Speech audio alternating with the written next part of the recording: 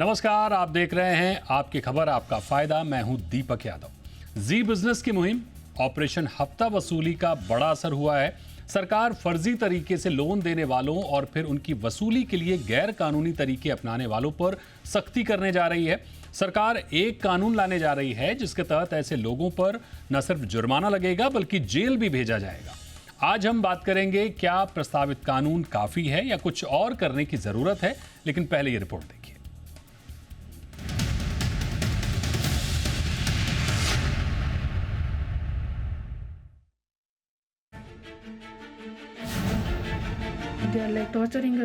Loan वसूली का दिल दहला देने वाला सच। यहाँ छोटे लोन देने वाली कंपनियों की गुंडागर्दी लॉकडाउन के सभी नियमों और निर्देशों की धज्जियां उड़ा रही है। इंस्टेंट लोन देने वाली कंपनियों का टॉर्चर। नहीं समझते क्या? आगे गाली देना पड़ेगा क्या? जी बिजनेस के स्टिंग ऑपरेशन में सच आया सामने। हमारा भिखारी जल्दी पेमेंट कर। भिखारी है तो फिर लोन क्यों दे रहे हैं आप? ऑपरेशन हफ्ता वसूली में दिखाया लोन ऐप का टॉर्चर। होगा तो तुम्हारा बजेगा बैंक और तब देखते हैं कि तुम्हें पूरे महाराष्ट्र में कौन बचा जाओगे। क्या मुंबई महाराष्ट्र ये देश आपके बाप का है कि हम कहीं आपको जॉब नहीं लगने देंगे? जी हाँ, जी बिजनेस की मुहिम के बाद देश ने जाना कि कैसे इंस्टेंट पर्सनल लोन के नाम पर भोले भाले लोगों को फंसाया जा रहा है और फिर लोन रिकवरी के नाम पर कैसे उन्हें टॉर्चर किया जा रहा है। आगे गाली देना पड़ेगा क्या? जी बिजनेस के मुहिम के बाद आरबीआई और सरकार ने कई कदम उठाए, लोगों को राहत भी मिली, लेकिन अब सरकार इन सूदखोरों को सबक सिखाने की तैयारी में है। ऐसे शातिरों से निपटने के लिए केंद्र सरकार नया कानून लाने जा रही है। वित्त मंत्रालय के फाइनेंशियल सर्विसेज डिपार्टमेंट ने banning of unregulated lending activities यानी बुला नाम के इस बिल का ड्राफ्ट तैयार कर लिया है। नए नियमों के मुताबिक अगर कोई व्यक्ति या कंपनी किसी को लोन दे रही है तो बिना आरबीआई की मंजूरी के लोन देने या ट्रांजैक्शन करना गैर जमानती अपराध माना जाएगा। ऐसा करने वालों के लिए जुर्माने के साथ जेल की सजा का प्रस्ताव किया गया है। हालांकि इस प्रस्तावित बिल में अपने जान पहचान या रिश्तेदारों को कर्ज देने वालों को शामिल नहीं किया गया। इस प्रस्तावित बिल में कठोर कानून का प्रावधान किया गया है। इस विधेयक का मकसद डिजिटल लोन सेक्टर क्षेत्र में अनियमित गतिविधियों को रोकना है। दरअसल फर्जी लोन कंपनियां भोले भाले लोगों को फंसाने के लिए लुभावने ऐड देती हैं, साथ ही फोन कॉल और मैसेज के जरिए आसानी से लोन देने का वादा करती हैं। जैसे ही कोई इनके जाल में फंसता है फिर शुरू होता है टॉर्चर का खेल और इनके टॉर्चर से तंग आकर कई बार तो लोग आत्महत्या तक करने पर मजबूर हो जाते हैं। अब प्रस्तावित कानून ऐसे सूदखोरों से आम लोगों के लिए रक्षा कवच का काम करेगी। प्रस्ताव में कहा गया है कि जो कोई इस कानून का उल्लंघन करते हुए लोन देता है तो उसे कम से कम 2 साल कैद की सजा दी जाएगी। ये सजा 10 साल तक बढ़ाई जा सकती है। इसके साथ ही 2 लाख रुपए से 1 करोड़ रुपए तक का जुर्माना भी लगाया जा सकता है।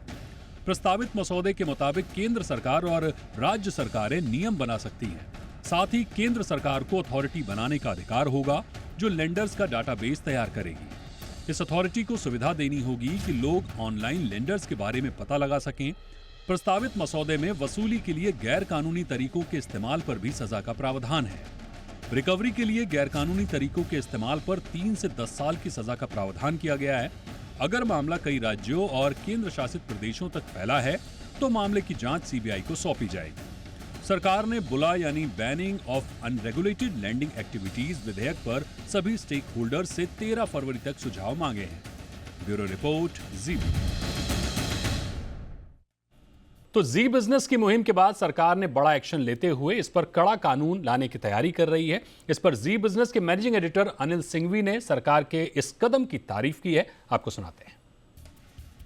मुझे याद आता है अप्रैल 2020 का वो समय जब लॉकडाउन के बाद लोगों के कामकाज छूट गए, कमाइयाँ बंद हो गई। उस समय पर्सनल लोन और स्पेशली ये डिजिटल लोन ऐप जो लोन बांटती थी बिना किसी सिक्योरिटी के, जो पर्सनल लोन भारी भरकम इंटरेस्ट पर देती थी, उनके लोगों ने रिकवरी करने के लिए जो गुंडागर्दी की, स्पेशली 1000, 2000, 5000, 10,000 रुपये के छोटे छोटे लोन लेने वाले लोगों के साथ, और एक के बाद एक कई कंप्लेंट्स हमें आई और उसके ऊपर हमने मुहिम शुरू की और हमने स्टिंग ऑपरेशन किया। और वो ऑपरेशन था ऑपरेशन हफ्ता वसूली, अप्रैल 2020 में।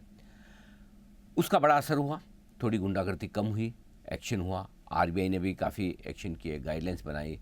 उसके बाद हमने देखा कि मामले ख़त्म नहीं हो रहे, कहीं कहीं फिर से बढ़ रहे। तो हमने और तह में जाके ये जानने की कोशिश की, भाई आखिर ये है कौन लोग जो इतना हिंदुस्तान के लोगों को परेशान करके इस तरह से धमका कर, डरा कर पैसा वसूल कर रहे हैं। हमने इन कंपनियों और इन लेंडिंग ऐप्स के शेयर होल्डिंग पैटर्न में जाके देखा, ज़्यादातर में चाइनीज़ इन्वेस्टर्स निकले। तो ये चीन का पैसा इन ऐप्स में लगा था और वो लोग यहाँ पर लोगों को धमका कर, डरा कर, टॉर्चर करके, और कुछ लोगों ने तो आत्महत्याएँ की और उनसे पैसा वसूल कर रहे थे। उसके बाद हमने ये जब रखा, एक के बाद एक्शन हुए, आरबीआई एक्शन में आया, सरकार एक्शन में आई, कई बार पार्लियामेंट में मामला गूंजा और कई सारी इन ऐप्स को गूगल स्टोर से, प्ले स्टोर से, सब जगह से डिजिटल ऐप्स को ये हटाया गया। कई सारे विदेशी नागरिकों की गिरफ्तारियाँ हुई और बड़ा एक्शन हुआ। अब ये ऐसा वक्त है जब आरबीआई के सामने फिर से एक बड़ी समस्या है। आरबीआई इस वक्त पर्सनल लोन और क्रेडिट कार्ड की स्पेंडिंग को लेकर, अनसिक्योर्ड लोन की ग्रोथ को लेकर बड़ा चिंतित है। कहीं फिर से 2020 वाली सिचुएशन वापस ना आए, फिर से ये छोटे छोटे कर्ज लेने वाले लोगों को इस तरह का बुरा माहौल देखना ना पड़े। इसके लिए अब एक नया कानून आया है और ये कानून है banning of unregulated lending act. तो इस तरह की ये अनरेगुलेटेड लैंडिंग है, बिना लाइसेंस के गलत तरीक़ों से पैसा उधार देना, जबरन वसूली करना, धमकाना, टॉर्चर करना, इस पर यह कानून आ रहा है। मैं बहुत खुश हूँ, 4 साल बाद फाइनली अब सरकार इस पर कानून लेकर आ रही है। अगर आपने गलत तरीके से उगाई की तो 10-10 साल की जेल हो सकती है। ये बढ़िया कानून है, एकदम सही वक्त पर, क्योंकि आगे समय मुश्किल है और पीछे भी कई सारे लोगों ने, अब भी ये हो रहा है। और ये जो रिकवरी एजेंट है, उन्होंने मतलब माइंड सेट ही ऐसे बना रखी है कि जब तक आप धमकाओगे नहीं तब तक आपके पैसे वापस नहीं आएंगे, जब तक टॉर्चर नहीं करोगे। सो ये एक वेलकम कानून है, बढ़िया एक्ट है जो आने वाला है और आई एम श्योर इससे छोटे इन्वेस्टर्स को, छोटे जो लोन लेने वाले लोग हैं उनको कम से कम इस बात को लेकर राहत मिलेगी कि उन्हें गलत तरीक़ों से परेशान, हैरान, जलील नहीं किया जाएगा और उनकी लोन देने में थोड़ी सी अगर आगे पीछे होती है, इसकी इज्जत नहीं निकाली जाएगी। इसका मतलब ये नहीं कि अगर आप अनसिक्योर्ड लोन ले रहे हैं, पर्सनल लोन ले रहे हैं, तो उससे रिपेमेंट ना करें, डिले करें, यह आपकी जवाबदारी है। लेकिन गलत तरीके से टॉर्चर करना, मनमानी इंटरेस्ट रेट लगाना, अनाप शनाप पेनल्टी लगाना, उससे कहीं ज़्यादा गलत है। और इसलिए हम हमारे सारे उन दर्शकों के साथ खड़े हैं जिन्हें इस पूरे 4-5 साल के समय में इस तरह की समस्याएं हुई है, और अब मैं उम्मीद करता हूँ ये कानून आने के बाद उनको मजबूती मिलेगी और जी बिजनेस इस तरह के हर एक मुद्दे पर हमेशा आपकी आवाज़ बनकर आगे बढ़ेगा। और मुझे खुशी है, मैं धन्यवाद देना चाहता हूँ सरकार को इस तरह का कानून लाने के लिए। तो जी बिजनेस के मैनेजिंग एडिटर बता रहे थे कि किस तरह से ये कानून एक प्रभावी कानून साबित हो सकता है, जिसकी बहुत ज़्यादा ज़रूरत है। इस तरह के इलीगल लोन बांटने वालों पर शिकंजा कसने के लिए तमाम बार हमने इस पर मुहिम चलाई, आवाज़ उठाई, जिसका एक्शन भी देखने को मिला। और बहरहाल अब एक नया कानून शायद और बेहतर तरीके से इलीगल लोन बांटने वालों पर शिकंजा कसेगा, छोटे लोन लेने वालों पर उनको राहत मिलेगी। इस पर चर्चा करने के लिए हमारे साथ एक शानदार पैनल है। हमारे साथ हैं सुभाष चंद्र गर्ग, पूर्व वित्त सचिव हैं, सत्यम कुमार हैं, founder face K fintech association of consumer empowerment और सीईओ हैं लोन टैब के, आशुतोष श्रीवास्तव हैं, एडवोकेट हैं सुप्रीम कोर्ट के। तो बहुत स्वागत करेंगे आपका सुभाष सर, सत्यम सर और आशुतोष सर हमारे साथ जुड़ने के लिए। सबसे पहले तो सुभाष सर आपके पास ही आएंगे और सर आपसे समझना चाहेंगे कि ठीक है, नया कानून है, अच्छी बात है, इंस्टेंट लोन देने वालों पर जो फर्जी तरीके से लोन देते हैं, फर्जी तरीके से वसूली करते हैं, उन पर शिकंजा कसेगा। लेकिन प्रभावी कानून तो होगा ही होगा, लेकिन पहले से जो कानून है क्या वो कमज़ोर थे या कितने कमज़ोर थे कि नए कानून को लाने की ज़रूरत पड़ी? देखिए दीपक, ये समस्या तो बहुत गहरी है। पूरे देश में चाहे इंडिविजुअल्स को हो, चाहे परिवारों को हो या छोटे बिजनेसेस को हो, इनको फॉर्मल सिस्टम से, बैंकिंग सिस्टम से, नॉन बैंकिंग सिस्टम से, रेगुलेटेड सिस्टम से लोन्स नहीं मिल पाते हैं, उनकी ज़रूरत पूरी नहीं होती और वो मनी लेंडर्स या अनऑथराइज्ड अनरेगुलेटेड लेंडर्स के पास जाके बहुत कर्जा लेते हैं। ये समस्या बहुत गहरी है, ऐसा नहीं है कि कोई 1-2% ही लोग लेते होंगे, बहुत ज़्यादा। कई सर्वेज हैं जिसमें इवन एमएसएमईज के बारे में बताया गया कि 80% से ज़्यादा एमएसएमईज जो हैं, चाहे हमारे ठेले वाले हों चाहे और वेंडर्स हों, वो लोन अनऑथराइज सिस्टम से, मनी लेंडर से लेते हैं। तो समस्या तो बहुत गहरी है। और ऐसा भी बहुत होता है कि कई बार दे नहीं पाते, कई बार जबरदस्ती, क्योंकि इंटरेस्ट रेट वगैरह भी बहुत ज़्यादा ये लोग चार्ज करते हैं, तो उसके कारण से ऐसे केसेस भी बहुत होते हैं जिसमें ऐसे साधनों का उपयोग किया जाता है उसको लोन वसूली के लिए।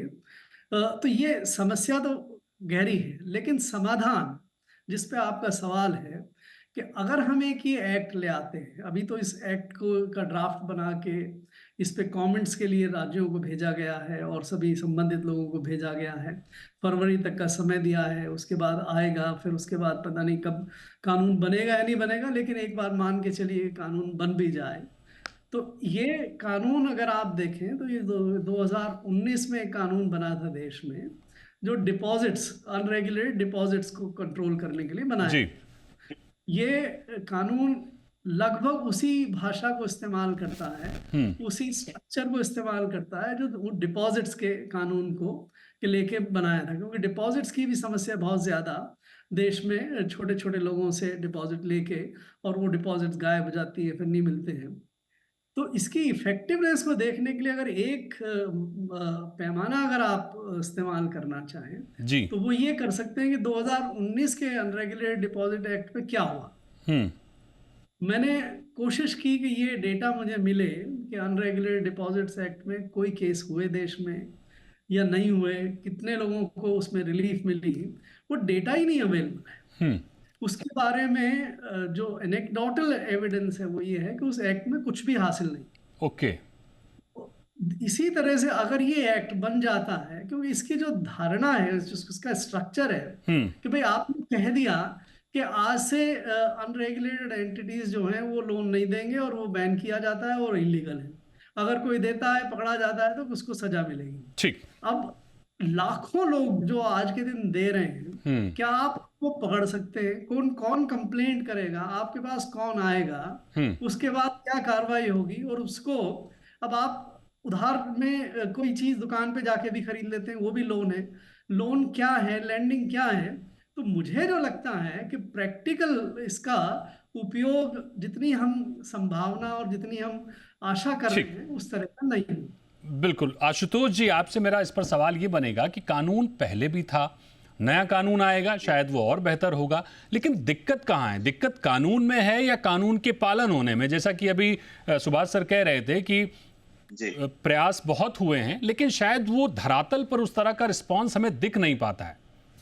जी, देखिए, जो उन्होंने बताया अभी डिपॉजिटर्स स्कीम से रिलेटेड जो एक्ट जो बने, तो ये देखिए, ये अलग अलग स्टेट ने अपने अपने लॉज बनाए हैं। अब जैसे महाराष्ट्र में एमपीआईडी है, तो अगर मैं उस समय की बात करूं तो जो डिपॉजिट्स जो कंपनियां ले रही थी कि हाँ आप इतना पैसा दीजिए, हम इसके ऊपर आपको इतना इंटरेस्ट देंगे, डिपॉजिट आप हमारे को दीजिए, हम आपको इंटरेस्ट देंगे, तो और वो जब नहीं दे पाए तो ऐसे बहुत सारे एफआईआर हुए हैं और बहुत सारी कंपनीज के जो डायरेक्टर्स हैं वो अरेस्ट भी हुए, इस पे कार्रवाई हुई, और साथ में जो प्रॉपर्टीज थी जो भी कंपनी ने खरीदा था उसको एक लिक्विडेशन प्रोसेस में भी भेजा गया एनसीएलटी द्वारा कि जो डिपॉजिटर्स हैं उनके पैसे को जो है लिक्विडेशन के तहत जो है उनको पैसा दिया जा सके। अब रहा बात, अभी जो हम बात कर रहे हैं इसी तरीके से वो लोन की बात कर रहे हैं, जो अनरेगुलेटेड जो एंटिटीज हैं जिनको आरबीआई का कोई परमिशन नहीं है लोन देने का, और ये जो है लोन देते हैं कुछ लोगों को जो जिनके पास प्रॉपर पेपर नहीं होते, या जिनको जो रेगुलेटेड बैंक्स हैं वहां से लोन नहीं मिल पाता, या उनका इनकम सफिशिएंट नहीं होता है, या उनके पेपर्स प्रॉपर नहीं होते हैं, तो ऐसे लोगों को ये टारगेट करती जो कंपनियां हैं और उनसे पैसे उनको जो है लोन देती हैं, और उसके ऊपर जो है वो दुगना तिगुना इंटरेस्ट चार्ज करती हैं। जब वो नहीं पे कर पाते हैं तो उनके साथ वो बिल्कुल अनलॉफुल एक्टिविटीज में इन्वॉल्व होती है, उनको बहुत फिल्दी लैंग्वेज में फोन किया जाता है, उनके घर पे जा करके तमाशे किए जाते हैं, बदतमीजी की जाती है, तो ये बहुत ज्यादा, हद से ज्यादा बढ़ चुका था। अब जहां तक कानून का सवाल है, तो हमारे पास जो पेनलाइज करने के लिए जो कानून है वो आज की डेट में जैसे बीएनएस है, भारतीय न्याय संहिता, तो इसके अंदर एक प्रॉपर आप डिफाइन नहीं कर सकते, उसमें बहुत सारे डेफिनेशन दिए गए हैं। जो अभी जो प्रपोज्ड जो ड्राफ्ट आया है जो नए एक्ट का, उसमें हर चीज को डिफाइन किया गया है कि लेंडिंग क्या होगा और अनरेगुलेटेड लेंडिंग क्या होगा, एंटिटी क्या होगी, जो लोन देने वाली जो कंपनी है वो किस धारा से जो है पनिशमेंट उनको होगा, क्या होगा। तो इस पे बहुत सारा क्लैरिटी दिया गया है, जो जनरल लॉ में वो इतना ज्यादा स्पेसिफिक एक्सप्लेनेशन नहीं है। ठीक। और जिस वजह से इस तरीके की कंपनियों को जो है काफी हद तक जो है कानूनी छूट मिल जाती थी या वो बच जाते थे। जी। और इस वजह से अब जैसे अगर ये हम बूडा की बात करें तो इसमें जो है मतलब बैनिंग ऑफ जो अनरेगुलेटेड लेंडिंग एक्टिविटीज एक्ट जो जी। प्रपोज्ड है, जो जिसमें हम जानते हैं कि ठीक। जो एक वर्किंग कमेटी बनाई गई थी सरकार द्वारा, जिसने एक जो है 21 नवंबर 2021 को एक ठीक है। रिपोर्ट दिया और उन्होंने कहा कि इस पे स्पेसिफिक एक्ट बनना चाहिए। और ये एक्ट तो उसी सर तहत बनना जो चाहिए, है- ठीक है, माफ जी, कीजिए मैं आपको जी। बीच में रोक रहा हूँ। एक्ट बनना चाहिए, पहले भी कानून थे, नए कानून भी बन रहे हैं, लेकिन समस्या है कि ये जो पूरी प्रक्रिया है कानून बनने की, लागू होने की, इतनी देर में तो न जाने लाखों लोग, करोड़ों लोग लूट लिए जाते हैं और न जाने कितने लोग अपनी जान दे देते हैं। ये सबसे बड़ी समस्या है कि हम पीछे पीछे चलते हैं और अपराधी आगे आगे चलते हैं। सत्यम जी, आपके पास आना चाहेंगे। सबसे बड़ी बात कि ये कितनी बड़ी समस्या है देश में जो इलीगल ऐप बांटने वालों, इलीगल लोन बांटने वालों की है। क्या सबसे बड़ी चिंता डाटा लीकेज नहीं है? क्योंकि कैसे इन फ्रॉड करने वालों तक या तमाम कंपनियों तक डेटा तो पहुंच जाता है, बाकी इलीगल एक्टिविटी तो बाद में शुरू होती है। डेटा सिक्योरिटी पर अधिक फोकस करने की जरूरत है। अब समस्या यह है कि जिन लोगों को फंसाना है उसका डेटा फंसाने वालों के पास है, लेकिन जो लोग फंसा रहे हैं उसका डेटा किसी के पास नहीं है। तो ये क्या भारी चिंता नहीं है? नमस्कार दीपक जी, सबसे पहले नमस्कार तो सर। मैं जी बिजनेस को कॉन्ग्रेचुलेट करना चाहूँगा Thank you, आपको sir. और पूरे की पूरी टीम को, जिन्होंने ये मुहिम को लगातार 4 साल से जारी रही है, जिसका कि रिजल्ट है कि पार्लियामेंट तक या डिस्कशन कमेटी तक जो है ये ड्राफ्ट बिल आरबीआई ने भेज दिया है और जिसको लेकर के अलग अलग Thank you, sir. सरकारों में मंत्रणा शुरू हो गई है। तो ये एक बहुत बड़ा स्टेप है। कमिंग बैक जो हम बात कर रहे हैं, हम हमेशा ये क्यों बात कर रहे हैं, इंस्टीट्यूशन के लेवल पे ब्लेम नहीं है सर, ठीक है। मैं हमेशा से इस पिछले 4 साल से कई बार एक कुछ उंगलियां उन तरफ भी उठाना चाहता हूं कि अगर आप देखेंगे तो जितने भी फार्मर सुसाइड हैं, ठीक है, जो कि एक सबसे बड़ा कारण है एक early stage income generating ecosystem में डिस्ट्रेस का, जितने भी फार्मर सुसाइड्स हैं वो सारे लोन रिलेटेड हैं और वो सारे लोन एक्चुअली ऐप या कंपनी के द्वारा नहीं की गई हैं। अक्सर वो सारी लोन जो है individual peer to peer lending है, जो कि एक लोकल इकोसिस्टम में लेंडिंग है। टेक्निकली वो जो है एक मनी लेंडर एक्ट में, जो कि स्टेट सब्जेक्ट है, उसमें कवर होना चाहिए था, लेकिन हर एक पूरी की पूरी एक्टिविटी जो है वो अनकवर्ड, अनरेगुलेटेड चलते रहती है और वो अलग अलग डिजाइन में चलते रहती है। रेगुलेशन का जो सबसे बड़ा फायदा होता है कि आप एक दायरा निश्चित करना शुरू करते हैं कि ये दायरा जो है ये डिफाइंड है। उसके बाद फिर आप उसमें फिगर आउट करते हैं कि इसमें क्या अच्छा है, क्या गलत है, और आप उसको आइट्रेट करके उसको ठीक करते हैं। यही हुआ है डिजिटल लेंडिंग में भी पिछले 2.5-3 सालों से, जब से इसमें रेगुलेशन आना शुरू हुआ है। एक एक करके सारे के सारे दायरे डिफाइन कर दिए गए हैं, इंक्लूडिंग प्राइसिंग को भी एक तरह से मोटा मोटी तौर पर बता दिया गया है कि आप इस तरह से प्राइसिंग करेंगे, इस तरह से प्राइसिंग नहीं करेंगे। सो रेगुलेशन का आना और उसकी जरूरत बहुत ही मतलब बहुत ही अर्जेंट में थी। और इसकी वजह से क्या होता है कि इसको क्रिमिनल एक्ट में लाने से कि लोकल पुलिस प्रशासन जो है इस पे इंगेज हो पाएगी। राइट नाउ उनको पता नहीं होता था कि इसको हैंडल कैसा करना है, इसको हैरेसमेंट का केस हैंडल करना है या इसको फाइनेंशियल केस हैंडल करना है या इस पे मतलब हमारी एक्टिविटी क्या होगी। तो पूरा का पूरा लोकल प्रशासन जो है इसको लेकर के एक कंफ्यूजन जोन में चलते रहते थे। अब सारी क्लैरिटी जो है, जो डिपॉजिट टेकिंग में आशुतोष जी ने पहले बताया कि डिपॉजिट टेकिंग की जो क्लैरिटी की वजह से एमएलएम की रोज कंपनियां नहीं आती हैं। उस समय रोज कंपनियां आती थी एमएलएम की। करेक्ट। तो अभी आपको एमएलएम की कंपनियां आनी बंद हो गई हैं। छोटे छोटे लेवल पे कहीं कहीं प्रोलिफरेट होता है, बट वो कभी सिस्टमेटिक लेवल पे वो इश्यू नहीं होती है उसकी, ठीक है। तो एक कंपनी के लेवल पे एक होता है एक्शन, और दूसरा होता है कि ये पूरा का पूरा जो आपका जो एक छोटा छोटा जो जहां तहां चलते रहता है, चिट फंड, नोन अननोन, या ये जो लोग गुल्लक बनाते रहते हैं 10 लोग 20 लोग मिला करके, ये सारी की सारी एक्टिविटी एक तरह से इस दायरे में आ जाएगी। तो बेसिकली अगर आपको इंटरेस्ट इनकम आपको बनाना है, और इंटरेस्ट इनकम सर ठीक। इनकम टैक्स रिपोर्ट में दिखती है, ऐसा नहीं है कि नहीं दिखती है। अगर जहां पे इंडिविजुअल लेंडिंग या तो कॉर्पोरेट कर रही है या कोई कर रही है, और अब आईटीआर को लेकर के जिस तरह से मतलब जितना डेटा अवेलेबल है for companies to be actioned upon, बिल्कुल। वो डेटा पहले कभी एक्सेसिबल नहीं थी। ठीक है, यानी अब सरकार काम जरूर कर रही है, लेकिन समस्या यह है कि थोड़ा सा धीरे कर रही है, रफ्तार थोड़ी सी धीरे है, जो रफ्तार बढ़ाने की जरूरत है। आपने भी जितनी बातें कही उसमें जो सार निकल कर यह आ रहा है कि जो फ्रॉड करने वाले हैं, इलीगल लोन बांटने वाले हैं, वो आगे आगे चल रहे हैं और सरकार पीछे पीछे चल रही है, जबकि सरकार को आगे चलने की जरूरत है। बहुत ही छोटे से ब्रेक के लिए रुकेंगे और जल्द हाजिर होंगे, इस पर और चर्चा आगे करेंगे, लेकिन बहुत ही छोटे से ब्रेक के बाद।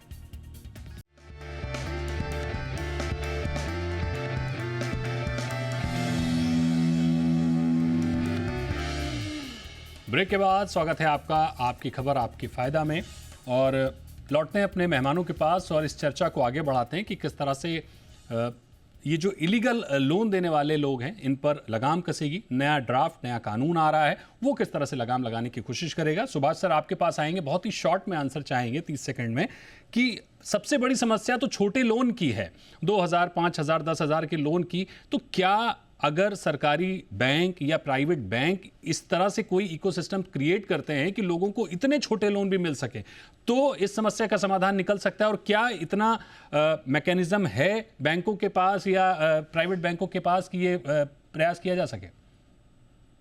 ये बैंक्स और जो रेगुलेटेड एंटिटीज हैं, ये कभी भी इतने छोटे लोन्स नहीं दे पाएंगे। हमारी जो समस्या है उसका मूल आधार ये है कि हम एक बहुत बड़े वर्ग को इस लैंडिंग बिजनेस से बाहर निकाल देते हैं। हमने मनी लेंडर एक्ट बनाया जिसमें लाइसेंस की प्रक्रिया इतनी है कि बहुत कम लोग लाइसेंस ले पाते हैं जी। कोई और एनबीएफसी बना के आरबीआई लाइसेंस बहुत कम लोगों को देती है।